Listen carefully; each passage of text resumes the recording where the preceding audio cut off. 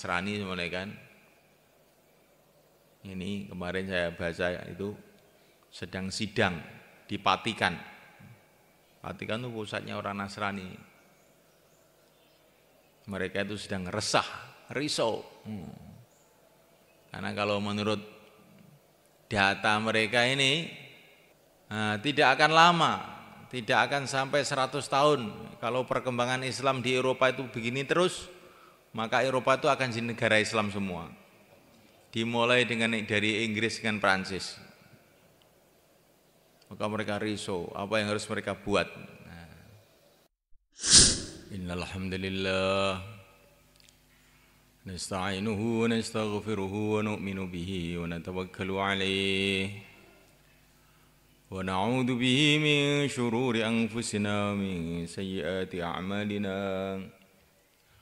من يهديه الله فلا مضل له ومن يضلل فلا هادي له أشهد أن لا إله إلا الله وحده لا شريك له وأشهد أن سيدنا مولانا محمدا عبده ورسوله اللهم صل وسلم وبارك عليه وعلى آله وأصحابه والتابعين لهم إلى يوم القيامة أما بعد فقد قال في كتابه الكريم إن الذين قالوا ربنا الله ثم استقاموا فلا خوف عليهم ولا هم يحزنون وقال تعالى كل نفس ذائقة الموت وإنما توفون أجوركم يوم القيامة فمن زحزح عن النار وأدخل الجنة فقد فاز وما الحياة الدنيا إلا متاع الغرور. Hadirin dimuliakan, kita datang ke dunia ini Allah yang mendatangkan.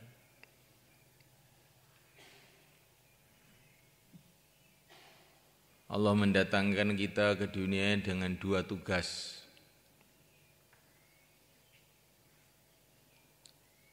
Yang dua tugas itu ringkasnya adalah dalam dua kalimat syahadat.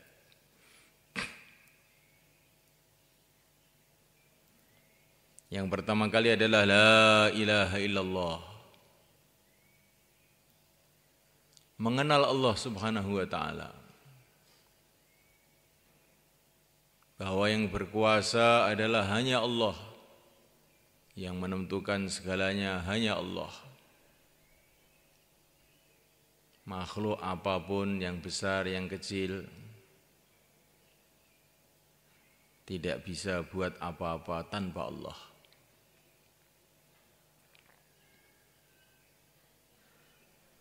Sebagaimana yang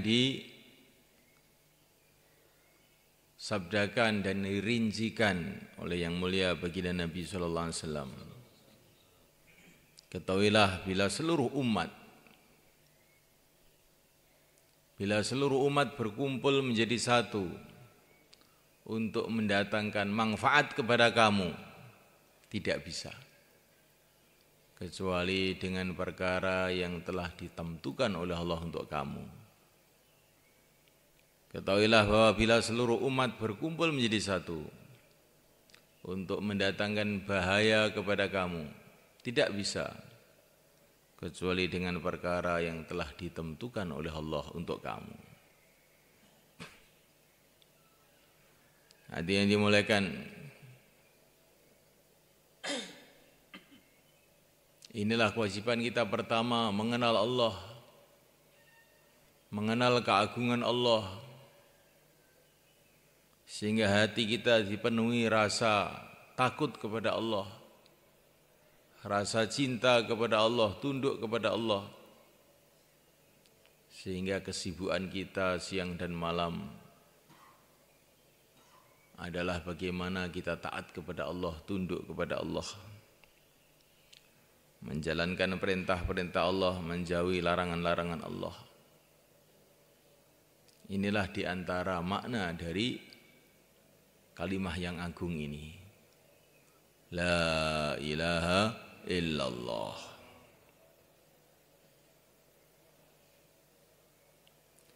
Memuliakan Allah SWT. Kemudian tugas kita yang kedua adalah tugas yang bersumberkan keyakinan bahwasanya Muhammadur Rasulullah, baginda Muhammad adalah utusan Allah. Keyakinan ini menimbulkan tugas mengikuti jejak beliau, mengikuti perjuangan beliau, mengikuti ibadah beliau, mengikuti akhlak beliau, mengikuti fikir beliau, kerisauan beliau dalam seluruh kehidupan kita. Siang malam beliau beribadah, kita juga mesti usaha begitu, siang malam beribadah. Beliau berakhlak yang sangat mulia, sampai dipuji oleh Allah, wa innaka la'ala khuluqin azim. Akhlak yang mulia, yang agung. Beliau senantiasa bersemangat di dalam mencari ilmu, sehingga diperintahkan oleh Allah, wa qur rabbi zidni ilma. Hai Muhammad, katakanlah, hai Tuhanku, tambahilah aku ilmu. Beliau itu orang yang sangat rindu dengan ilmu. Maka kita pun harus juga rindu dengan ilmu. Beliau siang dan malam memikirkan umat. Kehidupannya dipenuhi dengan ummati, ummati, ya Allah, bagaimana umat ini. Menjelang wafat pun beliau senantiasa mengatakan ummati, ummati. Setelah bangkit dari kubur pun beliau mengatakan ummati, ummati. Umatku, bagaimana umat. Maka kita ini pun mesti juga harus berpikir ummati, ummati, bagaimana umat, bagaimana umat. Hadirin dimulakan, diceritakan oleh baginda Nabi, diriwayatkan Imam Bukhari, bagaimana nanti ketika seluruh manusia berkumpul di padang mahsyar, semua dalam keadaan ketakutan, para nabi, para rasul, para malaikat pun semua dalam ketakutan. Maka bergeraklah beberapa orang yang beriman, datang ke Nabi Adam alaihissalam. Ya Abal Bashar, hai orang tua dari seluruh manusia, engkau melihat keadaan kami seperti ini, berikanlah syafaat kepada kami. Maka Nabiullah Adam alaihissalam mengatakan, wah, saya tidak mampu, saya tidak berani.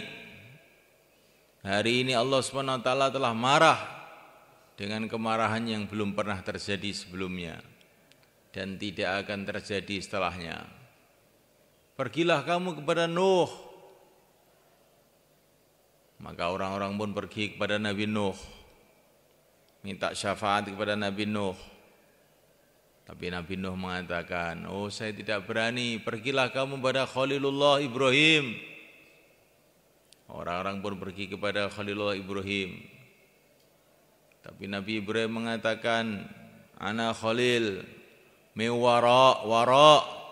Aku ini kekasih Allah, tapi yang bagian belakang, saya bukan pangkat saya ini. Pergilah kamu kepada Musa kalimullah. Orang-orang pergi kepada Nabi Musa. Nabi Musa pun mengatakan, wah, ini bukan pangkat saya. Pergilah kamu kepada Nabi Isa. Orang-orang pun pergi kepada Nabi Isa. Nabi Isa juga menjawab begitu yang serupa. Pergilah kamu kepada Nabi Agung Muhammad SAW. Maka orang-orang pun pergi kepada baginda Nabi. Baginda Nabi mengatakan, ana laha, ini bagian saya, ini bagian saya. Beliau sujud di bawah arasy, memuji-muji Allah. Baginda Nabi itu kalau sudah menghadapi masalah genting, berat, Yang dibuat adalah memuji-muji Allah. Karena pujian terhadap Allah itu adalah sebaik-baiknya doa. Memuji Allah itu sebaik-baiknya doa. Kamu Nabi memuji-muji Allah. Sehingga akhirnya Allah berfirman, "Hai Muhammad, angkatlah kepala kamu. Mintalah, aku akan beri apa permintaan kamu. Berikanlah syafaat, aku akan terima syafaat kamu." Ini cerita ini dalam hadis sahih kan. Pelajaran buat kita, bagaimana sikap Nabi kita dalam keadaan seluruh alam semesta, sampai para nabi pun sudah tidak bisa memikirkan umat saat itu. Di padang mahsyar beliau masih memikirkan ummati. Ini pelajaran, inilah Nabi kita, sikapnya begitu itu. Maka hari ini juga begitu semalekan. Banyak orang mikirkan keadaan ini judak, wes angel. Manusia sudah susah. Tadi malam itu ada kiai bilang ini zaman sengoro. Zaman ini surah kena diatur. Semua sambat, semua mengeluh. Ulama pun mengeluh, santri-santrinya nakal, pejabat mengeluh, pegawainya pada korupsi, orang tua mengeluh, anaknya enggak bisa diatur, suami pun mengeluh, istrinya lari ke Taiwan. Mana yang tidak mengeluh ini semalakan? Semua mengeluh. Kemudian setelah mengeluh putus asa, memang zaman sudah susah, repot. Orang dakwah pun mengeluh. Setiap bayan subuh ngantuk. Pokoknya mengeluh semua, seluruh dunia itu mengeluh. Nah, inilah saat ini semalekan kita ambil bagaimana sikapnya Rasulullah di saat semua manusia sudah dalam keputusasaan, dalam kekhawatiran, dalam keputusasaan, kejudekan. Nah, ini kita mikirkan umat. Berarti kita ini mengikuti sunnah Nabi. Insyaallah malaikat.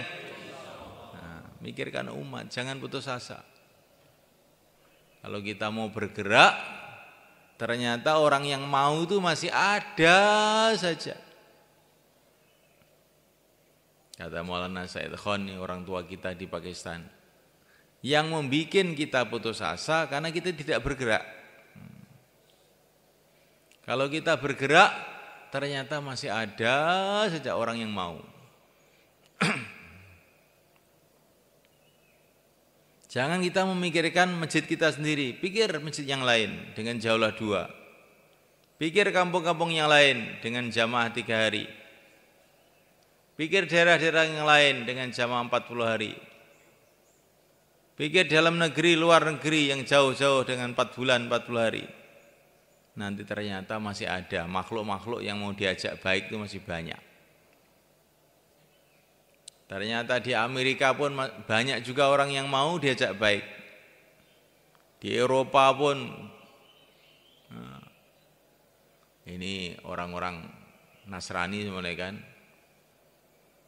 Ini kemarin saya baca itu sedang sidang di Vatikan. Vatikan itu pusatnya orang Nasrani. Mereka itu sedang risau. Karena kalau menurut data mereka ini tidak akan lama, tidak akan sampai 100 tahun. Kalau perkembangan Islam di Eropa itu begini terus, maka Eropa itu akan jadi negara Islam semua. Dimulai dari Inggris dengan Prancis. Maka mereka risau, apa yang harus mereka buat? Kita tidak usah bingung, terus kirim jamaah terus. Insyaallah malaikat. Jadi semalakan Allah Subhanahu wa taala, iblis itu maknanya iblis itu putus asa. Iblis itu Artinya ablasa yublisu iblas. Itu maknanya putus asa. Maka dia ini usaha memasukkan rasa putus asa dalam hati manusia. Putus asa, tidak ingin perbaikan lagi. Semua orang dibikin putus asa.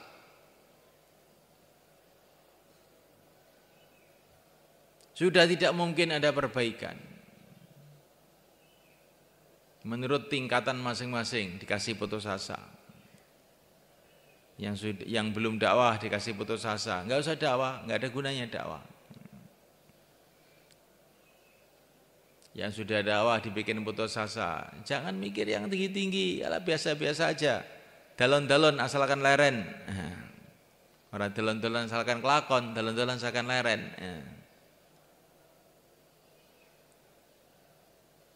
Dibikin putus asa. Lah orang itu kalau sudah putus asa, ya, sudah tidak ada harapan itu, apa yang akan terjadi? Udah putus asa berhenti. Kalau sudah putus asa turu ae wis. Mikir angel-angel mumet wis turu. Maka subhanahu wa ta'ala kita perlu senantiasa husnudzon kepada Allah subhanahu wa ta'ala. Janji Allah tidak dirubah. In tansurullah yansurkum. Bila kamu tolong agama Allah, Allah akan tolong kamu, tidak dirubah. Dan Allah telah buktikan janjinya kepada para nabi, janjinya pada para sahabat, dan janji itu untuk kita juga. Kalau kita mau mikirkan agama, Allah akan kasih jalan. Insyaallah mulai kan? Untuk itu yang pagi ini mau keluar 4 bulan, 40 hari, silakan berdiri ke selatan.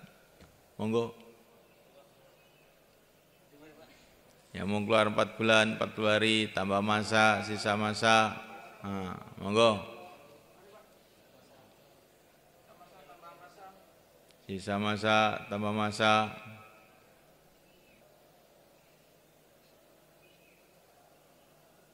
Baik sangka kepada Allah Subhanahu wa taala semulaikan. Karena ini setelah yakin kepada Allah, ini modal perjuangan ini. Pertama yakin kepada Allah, yang berusaha hanya Allah, yang menentukan hanya Allah. Kemudian yang kedua, baik sangka kepada Allah. Nabi mengatakan Allah itu akan perlakukan hambanya menurut sangkaannya kepada Allah. Kalau sangkaannya itu dalam hati Allah akan menolong saya, Allah akan menolong saya, Allah akan tolong. Jadi kalau sangkaannya itu judek, angel, ya karo Allah dengan ngel itu tenan.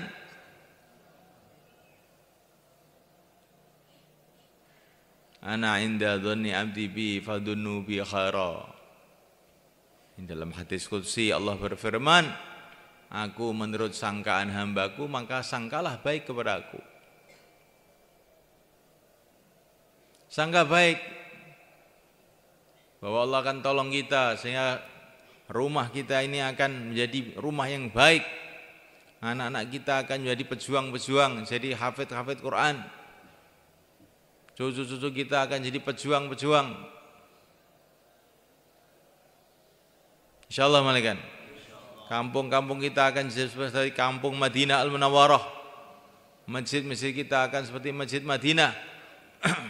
Kita husnudzon begitu. Tapi husnudzon ini harus dibarengi dengan amalan yang sesuai. Karena husnudzon baik sangka kepada Allah. Tetapi kita ini tidak mau mengerjakan perintah Allah. Lah, ini namanya ngece namanya. Nggak ngerti ngece zaman. Dagelan ini jenenge. Maka kita ini husnudzon kepada Allah dengan menjalankan perintah-perintah Allah. Kita siapkan waktu untuk keluar secara istiqomah. Doa sungguh-sungguh secara istiqomah supaya doa kita diterima. maka makanan kita harus halal. Jangan sekali-kali makan yang haram atau yang syubhat, yang tidak jelas. Nah, orang yang makanannya haram, doa-doanya nggak bisa naik ke langit. Supaya doa kita ini makbul, malaikat Allah Ta'ala, akhlak harus baik. Orang yang akhlaknya buruk, doanya tidak bisa naik ke langit. Nah, amalannya tidak bisa naik ke langit. Akhlak kita harus kita perbaiki. Akhlak dengan siapa saja, seluruh umat Islam. Akhlak dengan orang tua kita, dengan istri kita, dengan anak kita, dengan tetangga-tetangga kita, dengan sama-sama orang masjid, dengan para ulama, dengan seluruh umat Islam. Insyaallah malaikat. Kalau kita menyakiti umat Islam, tidak punya akhlak yang baik dengan mereka, oh bahaya malaikat. Doa-doa kita tidak makbul. Kalau enggak makbul gimana nanti? Maka semulaikan Allah Ta'ala dakwah dalam suasana islah. Wa man ahsanu qala mimman da'a ila Allah wa 'amila shalihan. Ini yang dicintai oleh Allah. Dakwah dalam suasana perbaikan amal. Bukan dakwah dalam kesombongan, dalam kelalaian, tapi dalam perbaikan. Terus dakwah tapi pikir kita memperbaiki hati kita supaya hatinya bersih, memperbaiki akhlak kita, memperbaiki seluruh kehidupan kita. Barulah dakwah kita ini menjadi dakwah yang akan diterima oleh Allah, jadi asbab hidayah. Insyaallah malaikat. Yang belum daftarkan diri silakan. Itu belum genep jamaahnya itu. Nah, monggo. Tambah masa semua kan, tambah. Ini dakwah ini seperti bis mogok sama kan, bis mogok. Sopirnya disuruh turun, "Pak, bisnya mogok, kamu dorong, Pak." Saya ini sopir kok suruh dorong. Kamu tuh penumpang, turun. Loh, saya ini penumpang sudah bayar kok suruh dorong. Akhirnya nggak ada yang mau turun. Akhirnya sopirnya bengok-bengok kepada orang kampung. Orang kampung, dorong ini bis, dorong bos. Enak saja. Kamu yang ambil duitnya, saya suruh dorong. Nggak mau. Hanya dirinya. Terus akhirnya macet. Karena sudah macet semua, bis mogok. Akhirnya mereka mufakatan. Ada, ngalah. Turun. Seluruh penumpang turun, dorong. Ayo, bismillah. Kok enggak bergerak bisnya itu? Sudah penumpang turun semua, didorong enggak bergerak. Ternyata apa sama kan? Ini penumpang tuh dorong tuh enggak sungguhan, tangannya cuma ditempelkan gitu aja, tempel gitu tok. Bismillah, tapi enggak didorong gitu tok. Akhirnya tetap mogok saja. Nah, itulah keadaan agama sekarang semuanya kan. Semua orang bilang sibuk, semua sibuk, petani sibuk, pegawai negeri sibuk. Pedagang sibuk, ustadz pun sibuk. Semua orang sibuk. Terus kemudian yang tidak sibuk ikut dakwah tapi ditempelkan tok, pel gitu tok, sambil ngantuk. Bismillah, ayo. Bismillah, tempelnya tok, gak metu-metu. Gimana akhirnya? Tetap mogok saja. Nah, sekarang siapa yang mau mengeluarkan ototnya sedikit gitu kan? Tambah berapa hari gitu? Apa 40 hari, apa 10 hari? Silakan, biar jamaahnya genep. Nempel tok.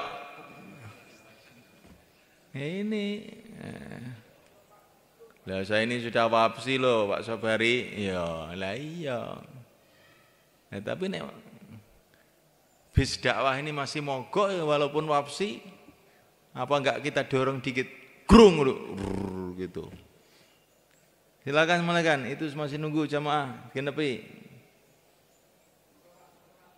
Nah, piye iki carane? Nganggo basa napa amrih sampean saged ngadeg niki? Basa Cina, sampeyan nganggo basa niki kiambak mau ndang ngadeg. Kula niki niate mun mantuk pokoke bayan model napa mawon nggih mantuk. Oh. Gawat nek ngeten iki, Pak. Monggo, nggih. Sampun meneng mawon mengki ra sesuk laren dhewe bayan iki. Insyaallah niat semua kan? Dah, sekarang yang taskil ganti sampean. 33, 44. Coba, ada yang bisa dorong enggak nih? Nah, 33, 44. Kalau mun kuat dorong nih, monggo. Kentus sampean, monggo.